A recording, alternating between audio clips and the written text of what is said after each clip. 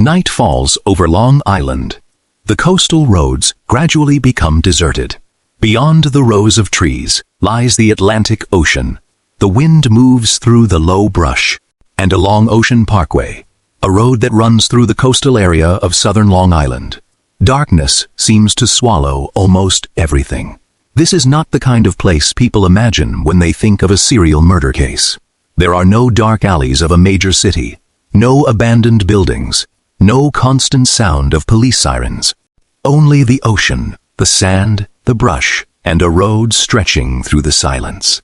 But toward the end of 2010, police began finding things no one ever expected to find there: human remains. And the most terrifying part was that they didn't find just one person. The story did not begin with Rex Heuermann. In fact, at that time, the police didn't even know his name. It began with a young woman named Shanann Gilbert. Shanann was 23 years old. She worked as an escort and lived in New Jersey. On the night of May 1st, 2010, Shanann traveled to Oak Beach, Long Island, to meet a client. But just a few hours later, she disappeared. According to what is known, Shanann became frightened and ran from the house she had just arrived at. She knocked on several doors. She called 911, and during one of those calls, she said that someone was trying to kill her. Then, the line went silent. Shanann disappeared into the night. Her family wanted to know what had happened. The police began searching.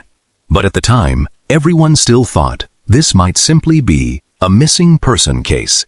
A young woman, one night, a vast coastal area. No one knew that the search for Shanann would inadvertently open the door to a secret that had existed for years. A set of human remains. December 2010. Investigators continued searching for Shanann along Ocean Parkway. They moved through the low brush, across stretches of undeveloped land, and through coastal areas that very few people ever visited. Then, something unexpected happened. An investigator spotted something that appeared to be human bones. The search immediately changed. Police were no longer looking for just one missing woman. They had found a dead person. But that was only the beginning. As the search continued, police discovered more human remains. Then, more. And eventually, 4 bodies were found close to one another along the Gilgo Beach area. 4 women, 4 lives, 4 families, and one terrifying connection. The 4 victims were later identified as Maureen Brainard Barnes, 25, Melissa Barthélemy, Archassis, Megan Waterman, Archerar, and Amber Lynn Costello, 27. They were not strangers to the world the police were investigating. Many of them worked as escorts or in sex work, and before they disappeared, they had all arranged meetings with clients. That was a crucial detail. Because if these were simply 4 separate murders, then finding 4 bodies in the same area could have been nothing more than a horrifying coincidence. But what if it wasn't? What if someone had deliberately chosen them? What if someone knew how to approach them? And what if that person knew exactly where a body could be hidden? Then those 4 bodies were no longer 4 separate stories. They became a pattern. And once police recognized that pattern, they began asking a terrifying question. Were they looking for a serial killer? Why Gilgo Beach? Ocean Parkway runs along a relatively narrow stretch of land between the ocean and the surrounding marshes and dense brush. During the day, it looks like an ordinary coastal area. But at night, everything changes. There are fewer people passing through. Many areas are difficult to access. Visibility is limited. And once someone leaves the main road by even a short distance, they can disappear from the view of most passing drivers. For someone trying to conceal a body, terrain like this could provide a significant advantage. But this is only an analysis. There is no simple piece of evidence that allows us to say, Heuermann chose Gilgo Beach for this reason. What we can say with greater certainty is this. Multiple victims connected to the case were found at or near the Ocean Parkway area. And that concentration of remains is what ultimately made Gilgo Beach a name forever associated with the case. But what about the other victims? As police expanded the search, they realized the story could be much larger than the 4 women initially discovered. Other human remains were found across Long Island. Among them were Jessica Taylor and Valerie Mack. There were also cases involving victims who were identified only years later, including Karen Vergata. And some of these cases dated back many years before the Gilgo 4 were discovered. This was when the picture began to become truly disturbing. Because if these cases were connected, then the person behind them may not have been active for just a few months, but for many years, perhaps even decades. There is one thing that makes the Gilgo Beach case particularly disturbing. These women did not disappear at the same time, not in the same year, not in the same month, and not even in the same decade. Some disappeared in the 2000s, while some of the cases dated back to the 1990s. That raised a chilling question. If there really was only one killer behind these disappearances, how long had he been operating? And more importantly, how had he managed to remain undetected? Those would become some of the biggest questions of the entire investigation. And then there was another question. If Shanann Gilbert was the person police were searching for, then why did the search for her lead them to other victims? This was the central paradox of the first chapter. One woman disappeared. Police went looking for her. And in the process, they uncovered a secret that no one may have even known existed. Bodies that had been lying there for years. No one reported them. No one heard their cries for help. No one knew exactly what had happened. These women had simply vanished from the lives of the people who loved them, until their remains were discovered beside a coastal road. But this was the most terrifying part. The 4 women became known as the Gilgo 4. Their names eventually became known, but for years, the person who killed them remained nameless. No face, no address, no handcuffs, only bodies lying silently in the wilderness, and families waiting for answers. The investigation began. But at that time, Rex Heuermann was still a complete stranger to the police. He was still living his life, going to work, returning home, driving along the roads of Long Island. While not far away, police were trying to determine who had left those women there. And it would take more than a decade before they finally began getting closer to the answer. 2010. 4 women, 1 beach, 1 road, and a killer with no name. But as investigators dug deeper, they discovered that the Gilgo 4 might have been only one part of a much larger story. And on the other side of that story were other women, other phone calls, final appointments, missing phones, and a pattern that would take police years to recognize. That was when the Gilgo Beach case truly began. The women who disappeared. There is something that made the Gilgo Beach case different. It wasn't just the number of bodies. It was the way these women disappeared. They did not vanish on the same night. They did not disappear from the same city. And at first, no one knew they were connected.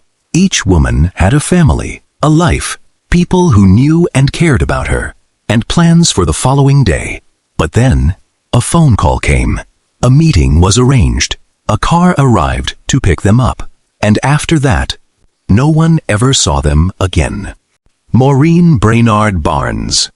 Maureen Brainard Barnes was 25 years old. She lived in Connecticut. She was a mother, a daughter, and a young woman trying to make a living. In July 2007, Maureen traveled to New York to meet a client. She worked as an escort, and that was one of the details that would later make the investigation so complicated. Women working in this environment often communicated with clients through phone calls and online advertisements. An appointment could be arranged quickly. A location could change. A client could use a fake name.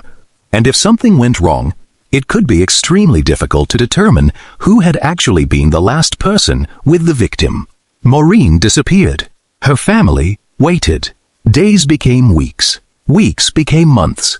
But she never came home. Years later, Maureen's remains were found at Gilgo Beach. She was one of the 4 women who would later become known as the Gilgo 4. Melissa Barthélemy. 1 year later, Melissa Barthélemy, 24 years old, disappeared. On July 12, 2009. She left home. After that, Melissa's phone became one of the most important clues in the case. Because after she disappeared, the phone was still being used. But the person using it was not Melissa. Calls were made, and even more disturbing, some of those calls were directed toward her own family. The caller seemed to be deliberately taunting or tormenting Melissa's loved ones. Her family had no idea who was calling. They only knew one thing: Melissa was gone, and someone was using her phone. This was one of the details that would later draw particular attention from investigators. Because a phone is more than just a means of communication. It can become a digital trail, something that can reveal who made a call, when it was made, and most importantly, where the phone was. Megan Waterman. On June 6, 2010, Megan Waterman, 22 years old, traveled to Long Island. She also worked as an escort, and, like the other women, she used the internet to find clients. Megan told her family that she would be coming back, but she never returned. After they lost contact with her, her family began searching. They made phone calls. They waited, but there were no answers. Megan disappeared just weeks before police discovered the bodies at Gilgo Beach, and later, she was identified as one of the 4 women found close to one another. Amber Costello. Amber Costello, 27 years old, lived in North Babylon, Long Island. She also worked as an escort, and, in September 2010, Amber agreed to meet a client. But there was something unusual about the encounter. According to investigative records, the man who contacted Amber offered her a large sum of money to meet with him. Amber agreed. Then, she disappeared. Her family and friends began to worry. But no one knew that. She had become part of a series of crimes that police had not yet recognized. 4 women. One pattern. Put the 4 names side by side. Maureen, Melissa, Megan, Amber. They lived in different places. They came from different backgrounds. They had their own lives and their own stories. But they shared one thing in common. They met men through their work as escorts. And after those encounters, they disappeared. Then, their bodies were found in the same general area. That was when the questions began. Did the killer deliberately seek out women like them? Did he know that they often met clients away from home? Did he understand that their disappearances might not be noticed immediately? Or was it all just a series of horrifying coincidences? There were no definite answers at the time. But one thing was becoming increasingly clear. The 4 cases had too many similarities to be easily dismissed. But the Gilgo 4 were not the whole story. In Arlington, Jessica Taylor, 20 years old, disappeared.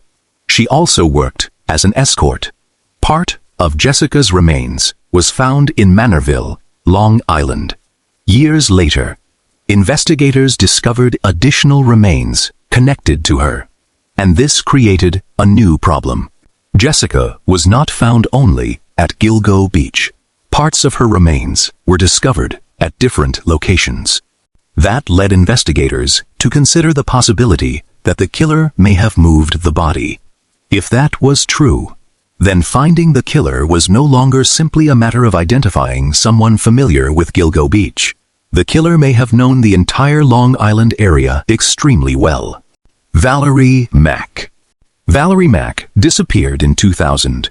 She was only 24 years old. At first, her identity was unknown.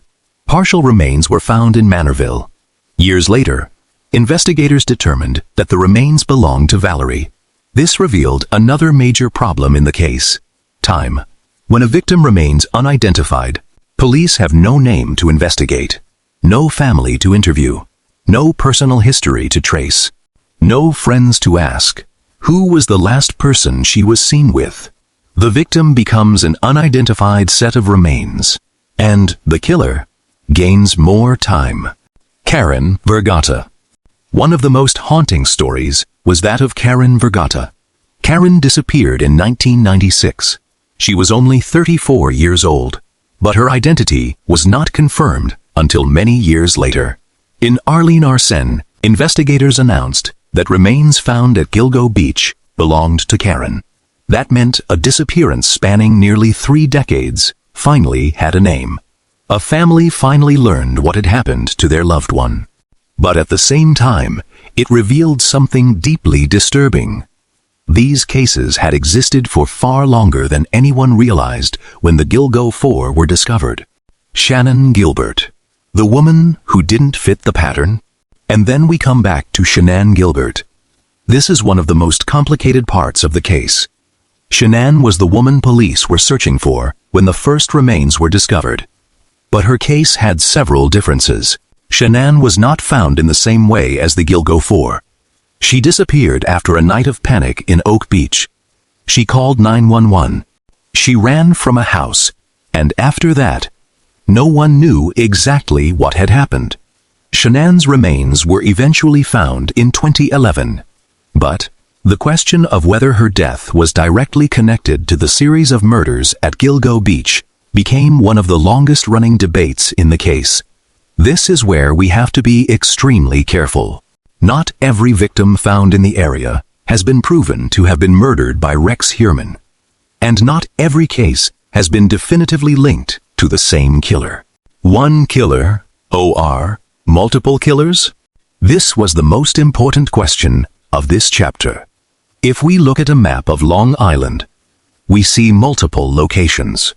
Gilgo Beach, Manorville, Oak Beach, and other areas throughout Suffolk County. Bodies were discovered at different times. The victims shared certain similarities, but there were also significant differences. So were all of these crimes committed by one person? Or were there multiple killers operating in the same region for years? Police had no answer, and it was this uncertainty that made the case so difficult to solve. The most disturbing question: who was hunting whom? Let's look again at how these encounters took place. A victim posted an advertisement. A client made contact. A meeting was arranged. The victim got into a car or traveled to a specific location. Then, communication stopped. If the killer really used this method, he didn't need to hunt for victims on the streets.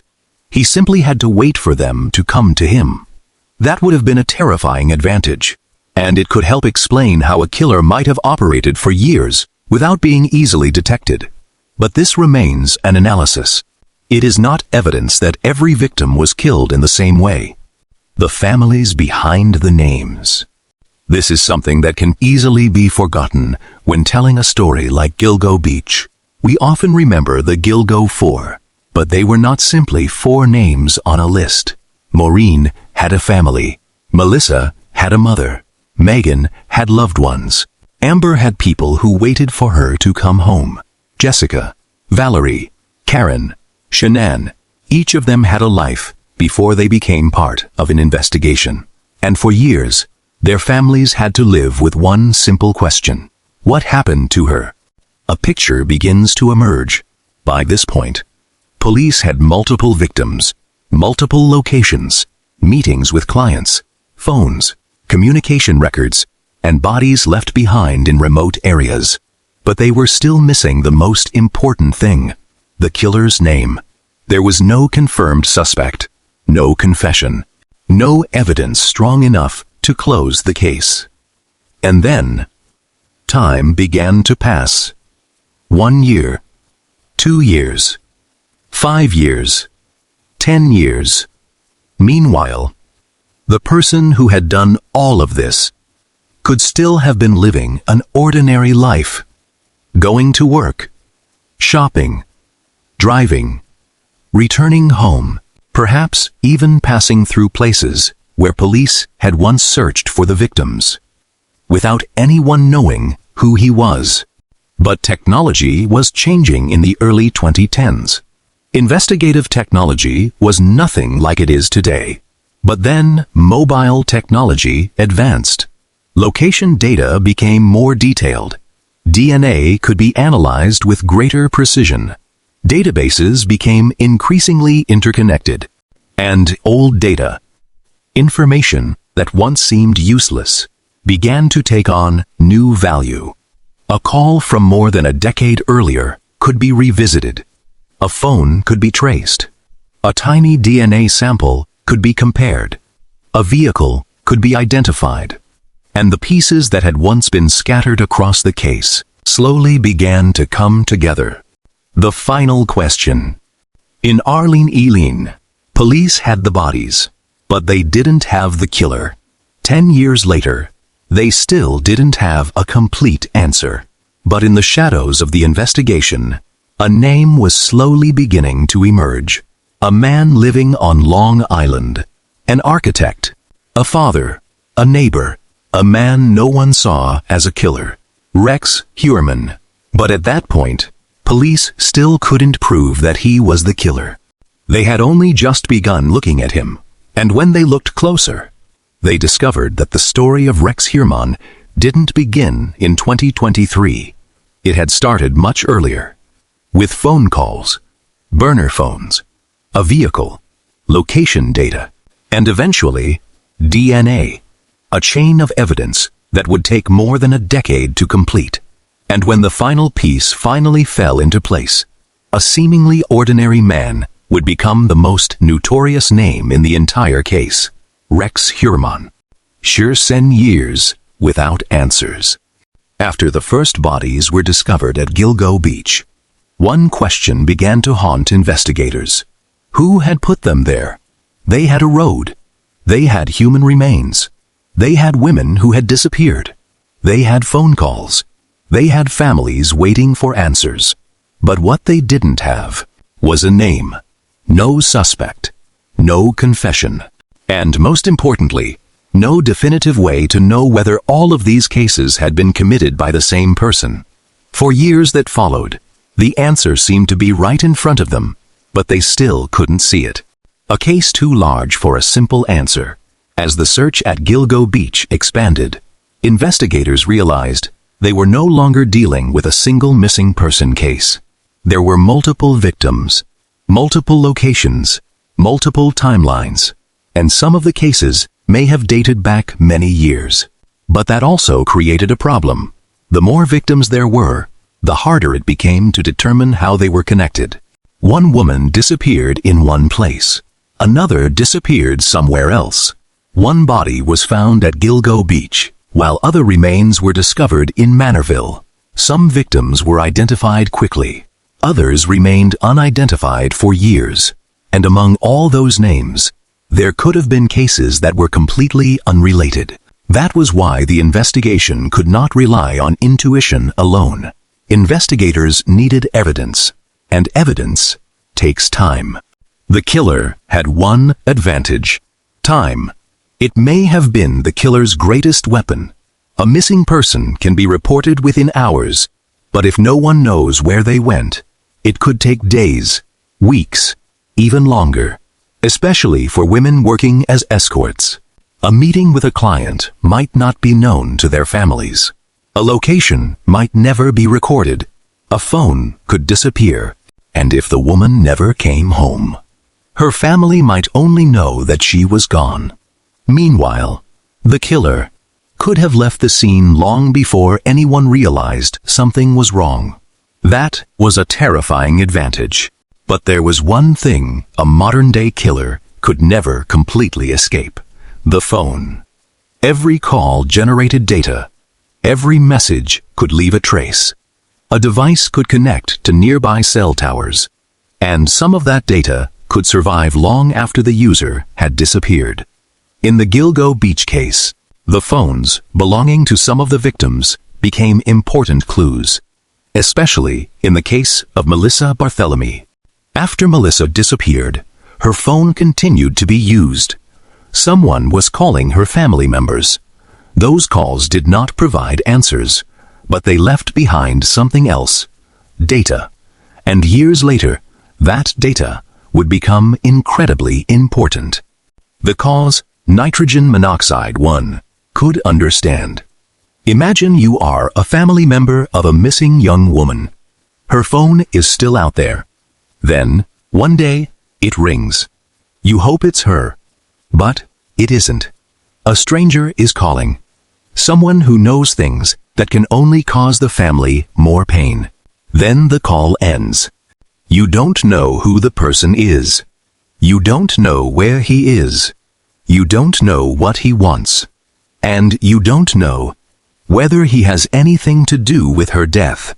Calls like these were not only cruel acts. To investigators, they could become a window into the killer's behavior. Because every time he used the phone, he might have been leaving behind a trace. But data wasn't always ENOUGH today. We're used to phones being located almost instantly. But more than a decade ago, things were not that simple. Mobile data could often only show which cell tower a device connected to, not the exact location of the person using it. A phone could move. A cell tower could cover a wide area. And if the killer used burner phones, identifying the person behind the device became even more difficult. This was one of the reasons the case dragged on for so long. The pieces were there, but they weren't yet enough to form a complete picture. Meanwhile, the name Shanann Gilbert continued to surface. She was the woman police had been searching for when the first bodies were discovered. But Shanann's death became one of the most complicated questions in the entire case. Some believed she was a victim of the same killer. Others believed her death may have had a different cause. And for years, that question remained without a clear answer. This mattered because if Shanann was not connected, the picture of Gilgo Beach could look completely different. But if she was connected, the case could be far larger than anyone had ever imagined. That was why investigators had to separate what they knew from what they suspected. An investigation that stalled. In the years following the discoveries in 2010, the case received enormous attention. The media covered it extensively. The victims' families continued demanding answers. Investigators kept reviewing records and following leads. But time passed. 1 year. Then 2. Then 5.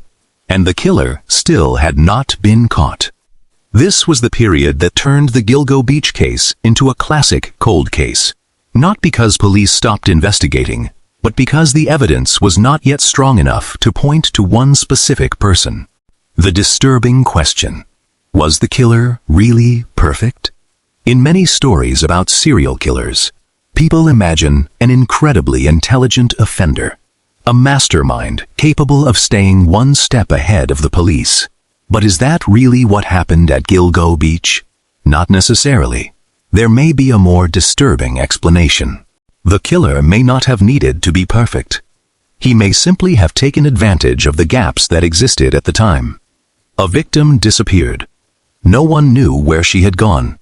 The body was hidden in a remote area. Time passed. Evidence deteriorated. And if the killer avoided making any major mistakes, the investigation could drag on for years. That doesn't mean he was smarter than everyone else. It simply means he encountered the right conditions to remain undetected. A name begins to emerge. Then the investigation changed. Not because of a confession, not because the killer walked into a police station, but because investigators began using technology and data in a different way. Old records were reviewed. Phone numbers were analyzed. Devices were traced. Vehicles were examined. And little by little, the pieces began pointing toward one man, Rex Heuermann, an architect, living in Massapequa Park, with a family, a career, a home, a life that, from the outside, seemed completely ordinary. But investigators weren't looking at the surface. They were looking at the data. One of the key clues was a Chevrolet Avalanche. Investigators believed the vehicle was connected to one of the victims. The vehicle became part of the chain of evidence that eventually led them to Hiraman. This was a crucial turning point, because a vehicle alone does not prove that its owner is the killer. But if that vehicle appeared at significant times and locations, it became something worth investigating. And when police began looking more closely, they found more. Investigators began linking Hiraman to burner phones. These devices were not registered in a way that made the identity of their users easy to determine. But the phones still had to function. They still had to connect to the network. And they still left behind data. That created a paradox. Something designed to conceal an identity could ultimately become a trail. Investigators began reconstructing the activity of these devices. Who called? Who did they call? Where were they? When did the calls take place? And could those records be connected to the victims who had disappeared? In Arlene RR, investigators began surveilling Hiraman. Not through an obvious, public operation. It was a quiet investigation. They needed to know, who was this man, really? They watched him, collected data, examined what he left behind. And then, DNA entered the picture. A tiny piece of DNA. This was one of the most important moments in the entire case. Investigators collected a sample connected to Hiraman after surveilling him. A discarded piece of pizza crust. Something that might have seemed completely meaningless. But DNA could reveal what a confession could not. The result became one of the links that helped investigators connect Hiraman to evidence in the case. This was where the story changed. For more than a decade, police had bodies, but no name for the killer. Now, they had a person. But a suspect is not the same as a killer. This is an important distinction to remember. In Arlene RR, Hiraman was still only a person under investigation. A suspect, not someone who had been proven guilty. Investigators had to build their case carefully, because a wrongful accusation could undermine the entire investigation. They needed more than DNA, more than phone records, more than a vehicle. They needed a chain of evidence. And as they began digging into Hiraman's past, that chain grew longer. The man living among them.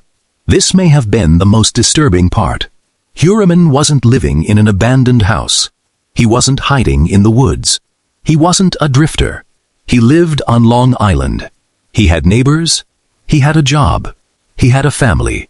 He was someone people could pass on the street, without ever knowing that police were secretly investigating him. And the question began to change. It was no longer, who is the killer? It became, what did Rex Hiraman do? That was when the investigation entered an entirely different level. Police were no longer simply trying to prove that a suspect was connected to one crime. They were beginning to search for a pattern spanning many years. 13 years later. In Arlene Eileen, they found the bodies. In Arlene EE, they continued the search. Over the following years, the case files grew thicker. Names emerged. Names disappeared. Leads went nowhere. Then, one day, a man walked out of his house. Investigators were watching him. They collected DNA. They cross-referenced data. And, after years of investigation, they believed they finally had enough to act. July 13th, 2023. Rex Hiraman was arrested. After 13 years since the first bodies were discovered at Gilgo Beach, police finally had a name. But this was not the end in reality. This was when the story became even more disturbing. Because when police entered Rex Hiraman's world, they weren't just trying to answer one question. Was he the killer? They wanted to know, what had he done? And more importantly, what had he kept? The search of his home, the computers, the hard drives, the documents, the images, the personal belongings. Everything began to be examined in laboratories and analyzed by investigators. And, piece by piece, the story of the man living in Massapequa Park began to change. An ordinary neighbor slowly emerged as someone very different. Rex Hieroman, the man nitrogen monoxide once suspected. July 13th, 2023. A seemingly ordinary morning on Long Island. But for one man living in Massapequa Park, it was the day his life changed forever. Rex Hieroman was arrested. More than a decade after the first human remains were discovered at Gilgo Beach, police finally had a suspect. But what made the arrest so shocking wasn't just the name. It was the man behind that name. Because from the outside, it was difficult to imagine that Hieroman could be connected to crimes so horrifying. He wasn't living like a man on the run. He hadn't changed his identity.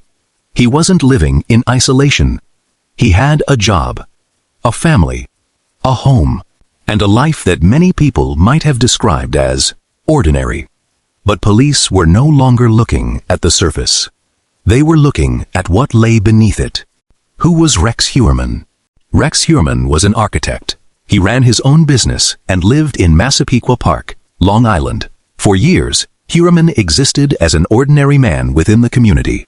A man who went to work, a man who drove, a man who came home. A man who could stand in a store or walk down the street without attracting any particular attention. And that created one of the biggest paradoxes of the case. In the public imagination, a serial killer is often portrayed as someone strange, an isolated figure, a neighbor everyone fears. But reality isn't always like that. Some killers live among their communities for years without the people around them knowing who they really are. And Hieroman appeared to be one such case. An ordinary neighbor. Try looking at the case from a neighbor's perspective. You see Hieroman going to work. You see his vehicle. You know he lives in that house. Maybe you've greeted him before. Maybe you've seen him walking down the street. There was no obvious reason to think that the man living next door could be connected to a series of murders spanning many years. That was precisely what made the 2023 arrest so shocking. The suspect didn't come from some distant or unfamiliar world. He came from the very community where the crimes had taken place. But police saw something else. To catch Hieroman, police didn't rely on intuition. They didn't simply look at his personality. They didn't just question the neighbors. They built a chain of evidence. And one of the first significant links was the vehicle, a Chevrolet Avalanche. Investigators examined the vehicle as part of their effort to identify people connected to the Gilgo Beach victims. The vehicle appeared in investigative records related to some of the victims' encounters, and, as investigators traced the data backward, they moved closer to Hieroman. But a vehicle wasn't enough. It was only one piece of the puzzle. Then came the phones. Burner phones. Phones purchased and used for communication without being easily tied to a person's real identity. For someone trying to hide, they might seem like the perfect tool. But there was a problem. No matter how much a phone tried to conceal its user, it still had to connect to a network. It still had to make calls. It still had to receive calls. It still had periods of activity. And, most importantly, it still left behind data. Investigators began reconstructing the history of these devices. Which phone numbers had communicated with each other? Where had the devices appeared? When had they been active? Did their activity coincide with the times the victims disappeared? The deeper investigators dug, the more questions began pointing toward Hieroman. The disturbing question: why did one man need so many phones? This is where it is very easy to overstate the evidence. Using a burner phone does not automatically prove that someone is a killer. There can be completely legitimate reasons for using a second phone. But in the context of the Gilgo Beach case, when these phones were examined alongside the victims, the calls, the timing, the locations, and other evidence, they became part of a much larger picture. And that's what matters. Not a single piece of evidence, but the convergence of multiple pieces of evidence. By Arling R.R. Investigators began surveilling Hieroman. They didn't arrest him immediately. They watched. They waited. They gathered evidence. Because if they wanted to bring a suspect before a court, they needed to be certain that what they had was more than suspicion. A person could say, "I had nothing to do with it." A lawyer could argue, "You don't have enough evidence." But DNA doesn't argue. Data doesn't argue. A history of communications doesn't argue. And police were trying to build exactly that kind of evidence. One of the most famous details of the investigation sounds almost too simple. A piece of pizza. While surveilling Herman, investigators obtained DNA material connected to him from a discarded piece of pizza.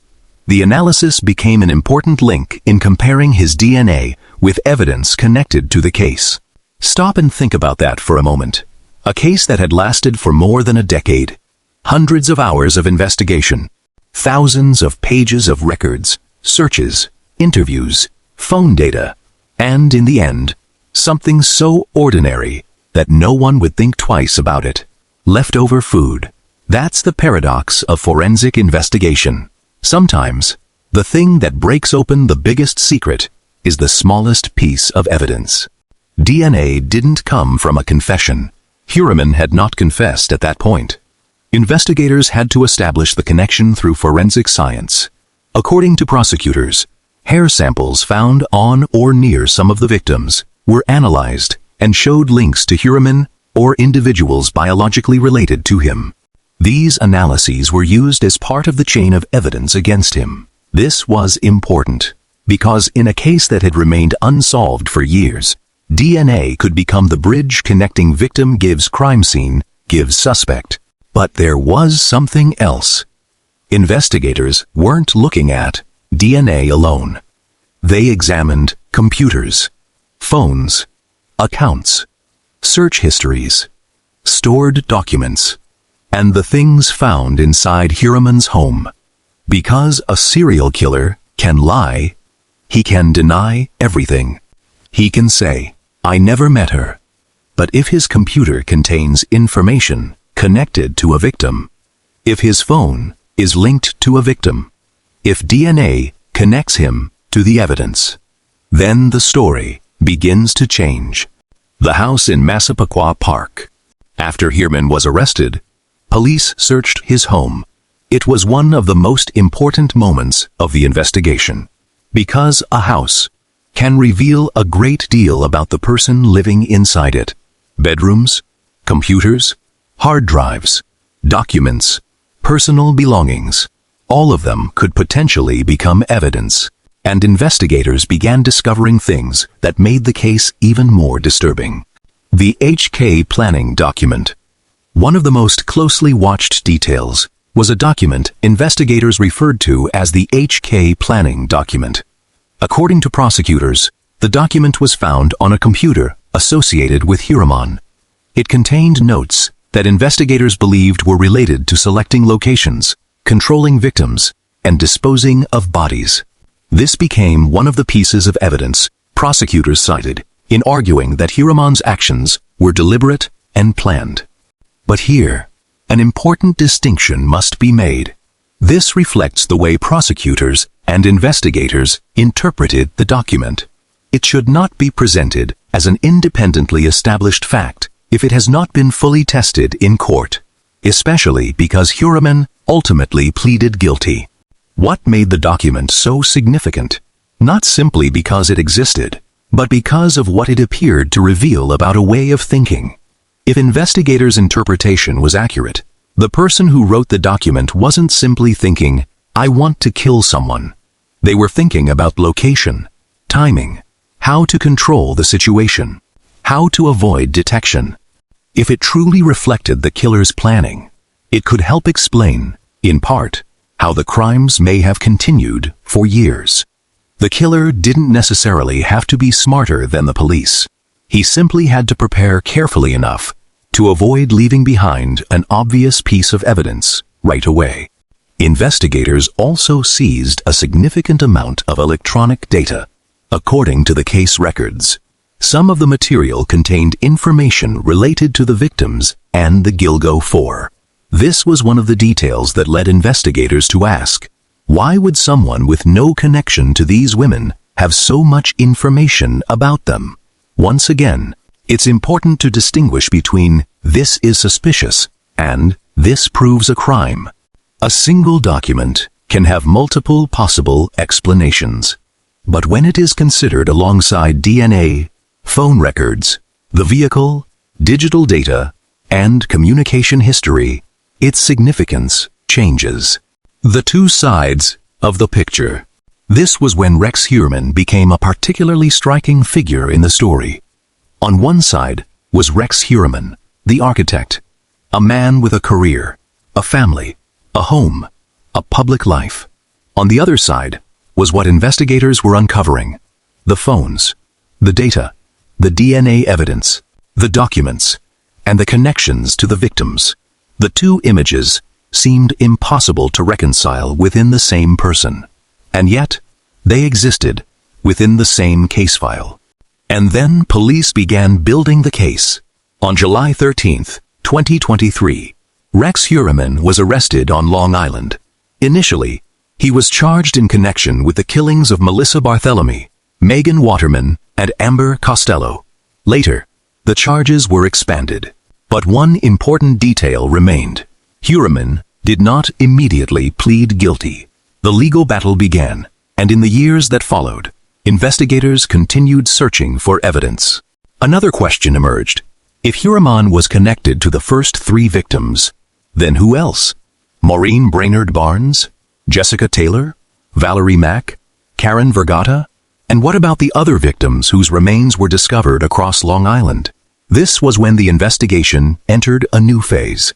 The question was no longer simply, was Rex Heuermann the killer? It became, if he was the killer, how extensive was the true scope of his crimes? The most disturbing part. Look back at the entire chain. A vehicle, burner phones, communication records, locations, DNA, computers, documents, information about the victims. Not one of these pieces told the entire story on its own. But when they were placed side by side, an image began to emerge. And that's how a case is built. Not through one miraculous piece of evidence, but through dozens of small pieces. Until one day, investigators looked at the entire picture and realized the man they had been watching might be the very person they had been searching for 13 years. But one question remained. If Rex Heuermann really was the man behind these crimes, then how had he managed to operate for so long? Why did no one see anything? Why did no one recognize him? Why was there no one who came forward? And most importantly, how many times had he done it? The final answer would not come from a search of his home. It would not come from a DNA sample. It would come years later, when Rex Heuermann himself decided to tell his side of the story. July 2023. Police finally had Rex Heuermann, but they still didn't have the whole story. They knew what the evidence appeared to point toward. They knew what the victims had endured. But there were still countless gaps. And, as investigators continued piecing together what was missing, a chilling picture began to emerge. Heuermann may not have simply killed. Investigators believed he may have prepared for it. The documents, the searches, the objects he kept, the traces left behind on his computers, all of it made one question impossible to ignore. Were these the impulsive actions of a killer, or was it a plan prepared long in advance? And then, in Arlene R. Leal, Rex Heuermann gave his own answer. The predator and the perfect plan. Some cases are solved by a confession. Some are solved by a witness. And some cases are pieced together from hundreds of small pieces of evidence. The Gilgo Beach case belonged to the third category. For years, police didn't know exactly who was behind the murders. But when they began investigating Rex Heuermann, the pieces started appearing one by one. A vehicle, phones, data, DNA, computers, documents, and then the things discovered inside his own home. But the most disturbing part wasn't that police found one single piece of evidence. It was the growing sense that this man may have been preparing for what he was doing for a very long time. The house in Massapequa Park. After Rex Heuermann was arrested, police searched his home in Massapequa Park. This wasn't simply a routine search. Investigators were looking for an answer to one question. If Heuermann was truly connected to the Gilgo Beach murders, what evidence had been sitting inside this house for all those years? Electronic devices were seized. Computers were examined. Hard drives were analyzed. Documents were reviewed. Objects that might have appeared completely ordinary were placed under the scrutiny of forensic investigators. And in a case that had remained unsolved for more than a decade, every detail could matter. One of the most difficult aspects of the Gilgo Beach case was that the killer may have been active long before police even knew his name. So investigators had to do something that almost resembled archaeology. They had to dig into the past. Not just 2023, not just 2010, but years and years before that. Old phone calls, old accounts, trips, vehicles, electronic devices, and behaviors that may once have seemed insignificant. This was when the case began to move beyond the story of the first 4 victims. It became a much larger question. When did Rex Heuermann begin?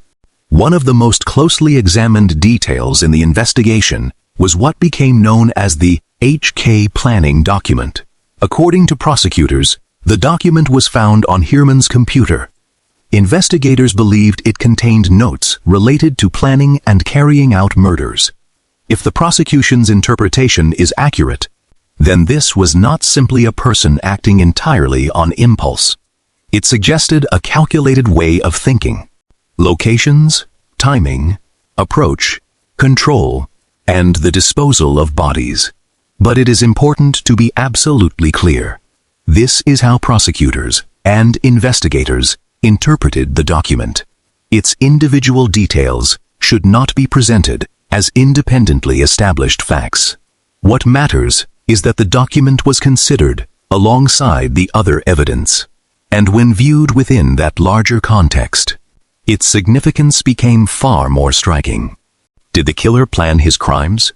This is one of the most disturbing questions. A person who kills in a moment of losing control is very different from someone who prepares in advance.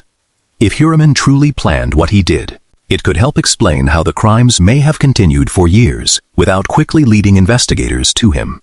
But there is also a common mistake to avoid. Preparation does not mean intelligence. A killer can plan carefully and still make mistakes. And those mistakes can eventually destroy the entire secret. In this case, those mistakes may have come from technology, phones, DNA, data, and the things he left behind. One of the most striking aspects of modern investigations is this. A killer may be able to delete data, but it is extremely difficult to erase history completely. A computer can be wiped. An account can be closed. A phone can be thrown away. But copies of data may survive somewhere else. Connections can be recorded. Searches can leave traces. Files that appear to be gone may still be recoverable. And, in an investigation that stretches across many years, technology becomes almost like a clock.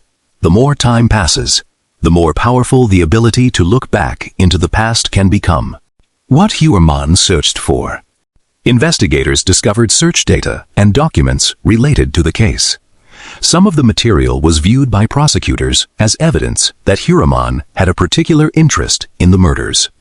But once again, this is where we have to distinguish between suspicious behavior and direct evidence of murder. Someone searching for information about a case does not automatically mean they were the killer. But if that same person also had connections to the victims, relevant DNA, significant phone data, a vehicle connected to the investigation, and suspicious documents, then investigators had reason to examine all of those elements as part of a larger system. One of the most significant pieces of forensic evidence in the case involved hair. Investigators recovered strands of hair from the crime scenes. Then, forensic laboratories analyzed them. According to prosecutors, hair samples from multiple victims showed forensic links to Hiraman, or to individuals who were directly related to him. That does not mean one strand of hair equals one murder. DNA and hair analysis have to be evaluated within the broader context of the case. But when those findings appeared across multiple victims, they became a significant part of the chain of evidence. The disturbing question: why were these pieces of evidence there?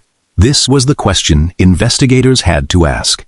If a hair sample linked to Hiraman was found at a crime scene, there could be multiple explanations. But if it appeared under particular circumstances, and other evidence pointed in the same direction, an innocent explanation became harder to sustain. That is a fundamental principle of criminal investigation. Don't look at a single piece of evidence. Look at the entire chain. The vehicle and the road. A Chevrolet Avalanche was once linked to the investigation. To an ordinary person, a vehicle is just a vehicle. But to an investigator, it can be a means of transportation, an enclosed space, a source of physical evidence, registration records, and a history of use. If a vehicle appears around the time a victim disappears, that raises a question. If the same vehicle is connected to multiple pieces of data, the question becomes bigger. And if it is connected to DNA, phone records, and a suspect, it becomes another link in the chain. Burner phones. The trap the killer created for himself? There is a fascinating paradox here. The killer may have used burner phones to conceal his identity, but the very act of using a separate device could make his behavior more distinctive. One phone, one number, a call history, a chain of communications, and those records could be mapped over time. What the killer believed was, "I'm erasing my trail," could ultimately become, "I'm creating a new trail."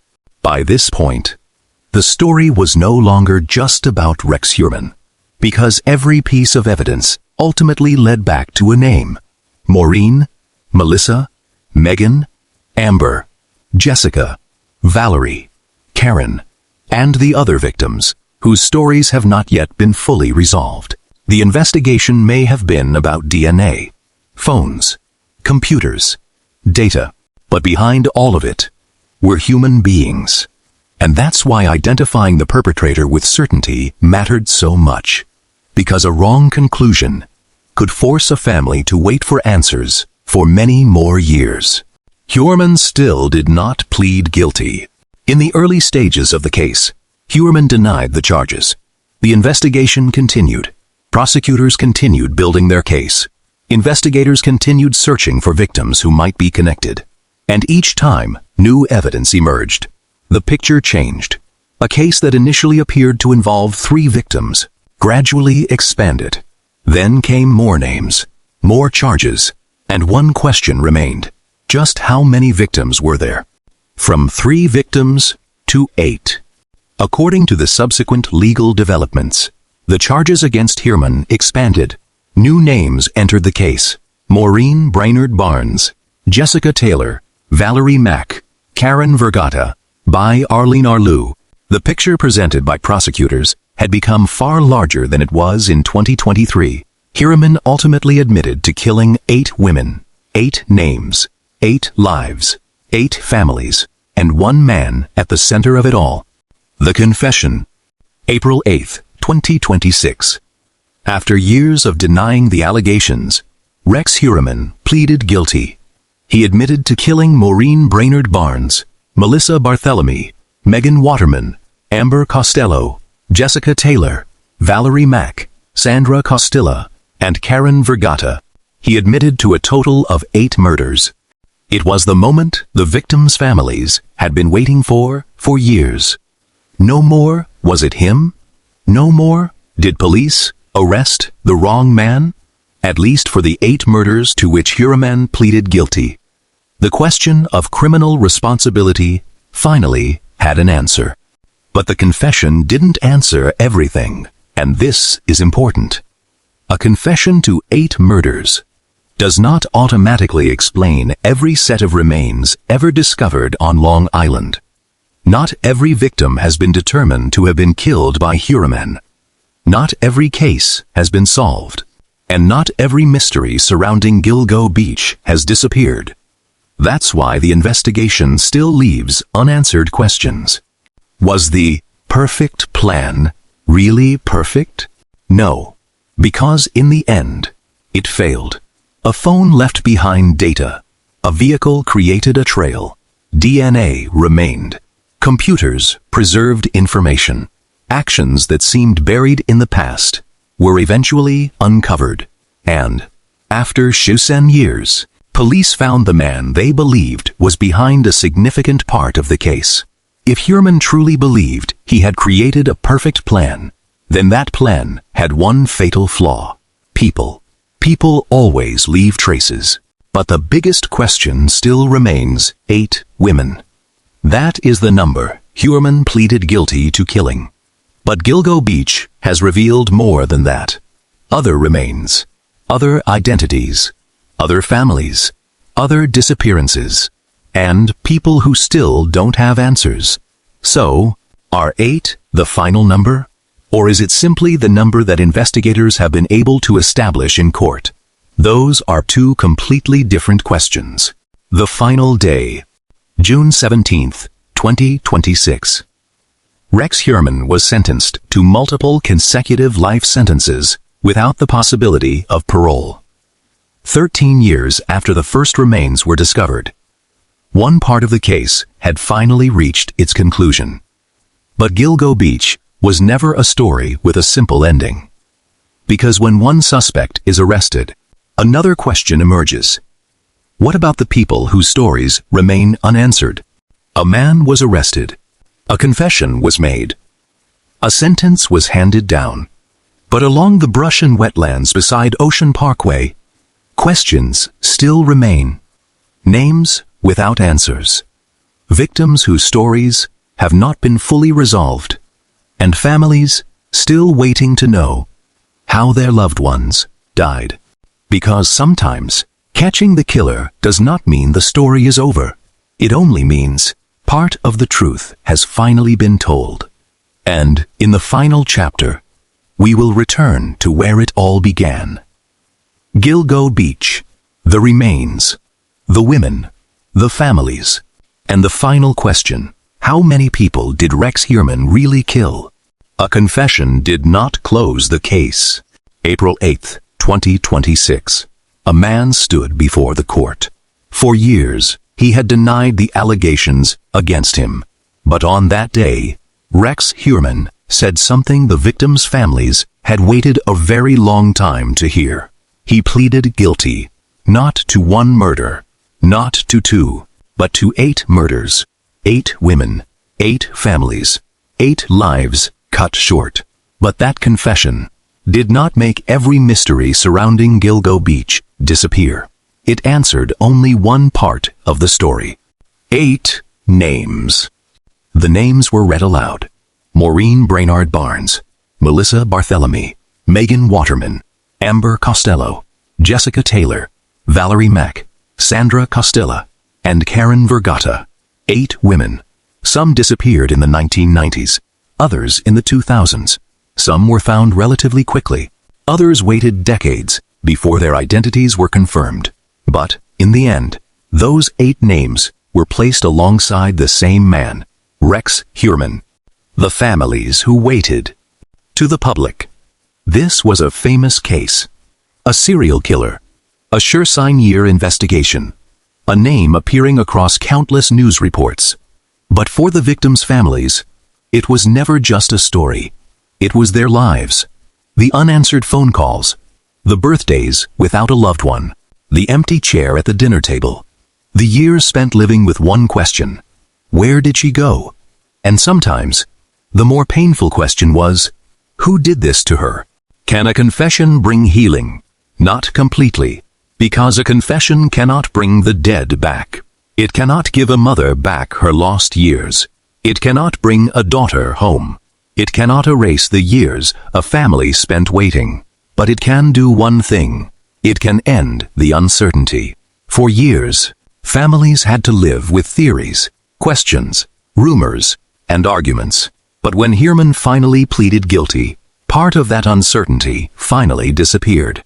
But Gilgo Beach did not involve only 8 victims. This is where we have to pause. Because saying Rex Heuermann was responsible for every set of remains found at Gilgo Beach would go far beyond what the evidence establishes. There is no basis to make that conclusion. Heuermann pleaded guilty to 8 murders. But other remains have been discovered across Long Island.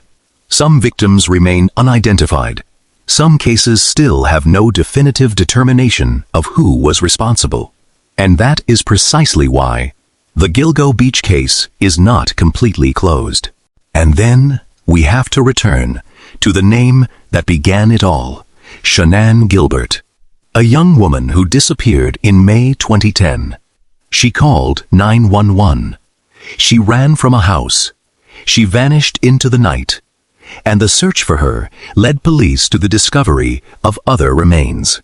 Shanann's remains were eventually found, but the question of whether her death was connected to the wider Gilgo Beach murders remained the subject of debate for years.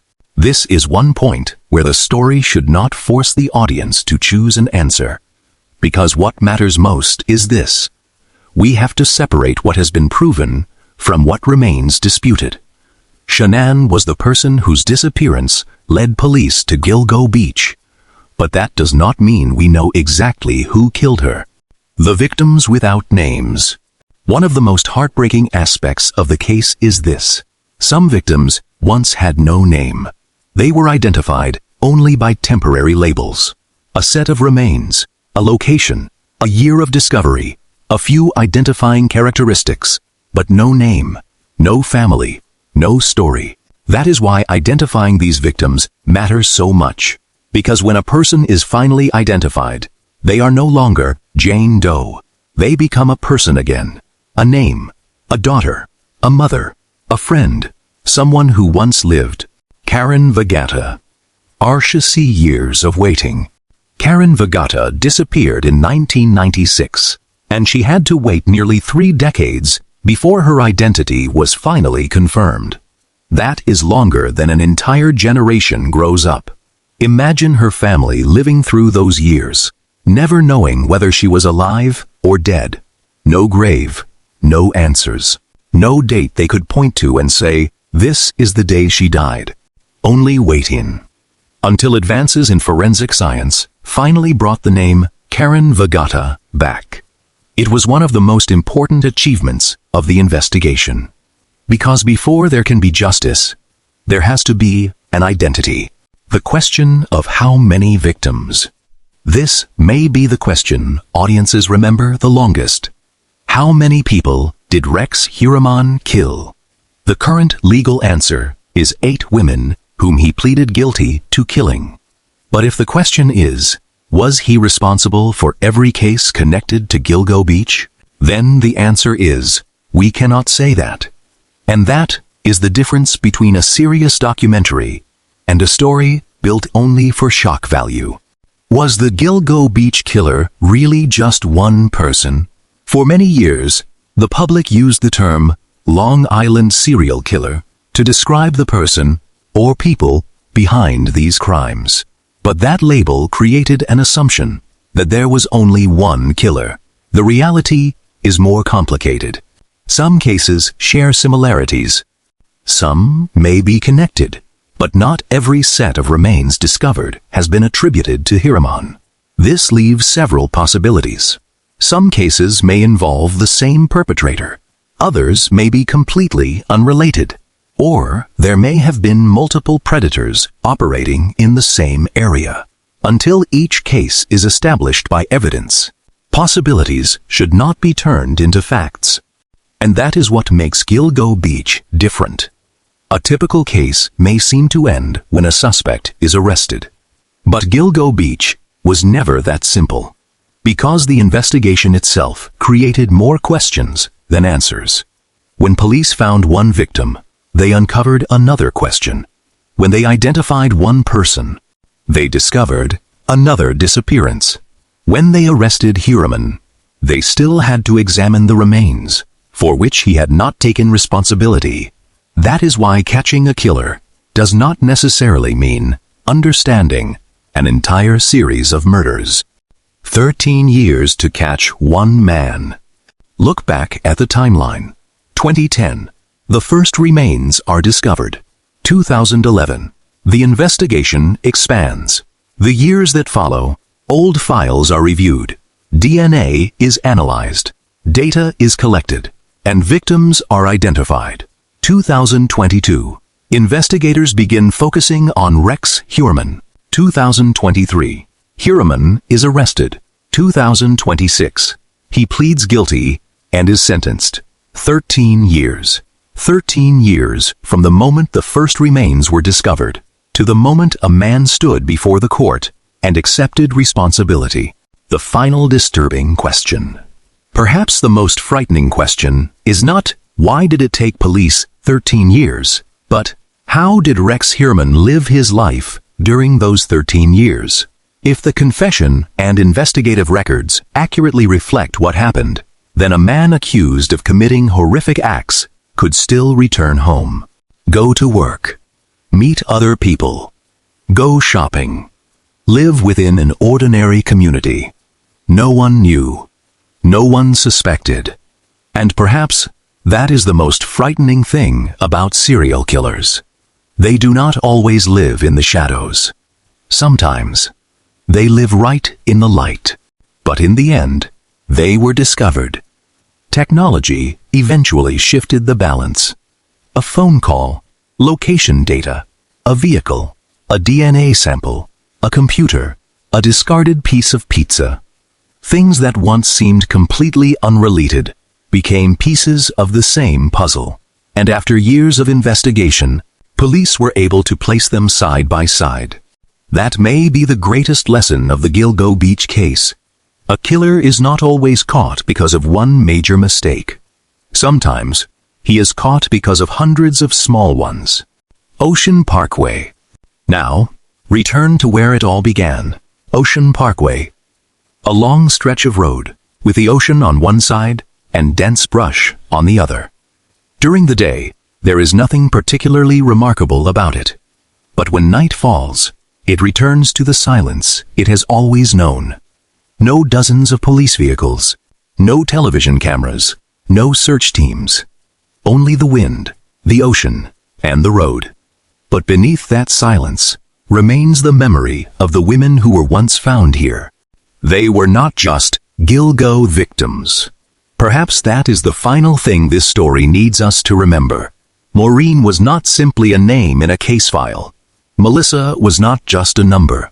Megan was not merely a set of remains. Amber was not simply another victim of a serial killer. They were people who once lived. They laughed. They loved. They made plans. They believed tomorrow would come. But that tomorrow never came. The questions that remain: Rex Hiraman pleaded guilty. He was sentenced. One part of the case has come to an end.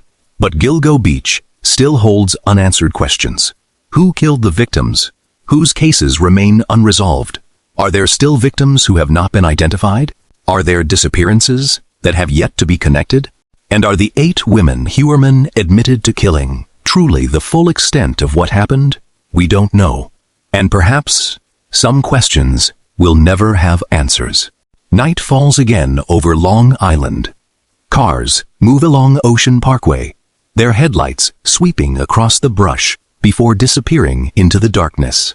The ocean is still there, unchanged, as if nothing that happened here ever existed. But it did. Those women existed, and their families still remember them. Rex Hiraman was arrested, pleaded guilty, and received multiple life sentences. But justice cannot bring the dead back. It can only do one thing: name the man who took their lives. And so, the story of Gilgo Beach should not end with the image of Rex Hiraman. It should end with the women, because they are the reason the investigation began. And they are also the reason the search for the truth must continue. 13 years, 8 guilty pleas, 8 lives, and still unanswered questions remain. Because sometimes catching a killer does not mean the mystery is over. It only means we finally know one part of the truth.